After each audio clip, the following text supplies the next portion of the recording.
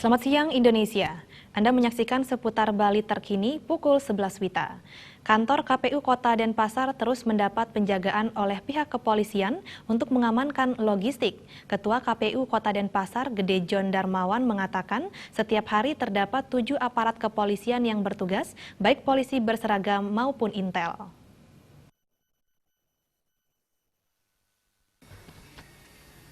Ketua KPU Kota Denpasar John Darmawan mengatakan logistik seperti surat suara terus mendapat pengamanan aparat kepolisian.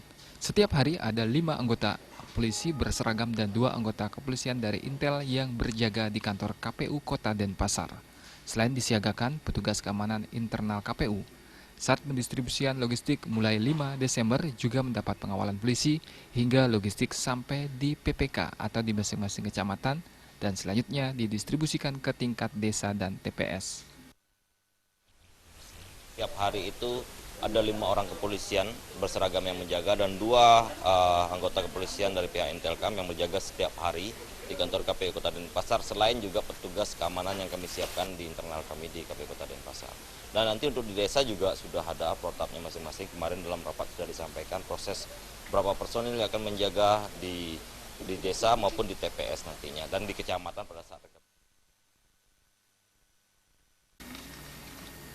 John Darmawan menghimbau masyarakat Kota Denpasar secara cerdas memilih pemimpin yang tepat dengan datang ke TPS pada 9 Desember 2015 untuk menyalurkan hak suara.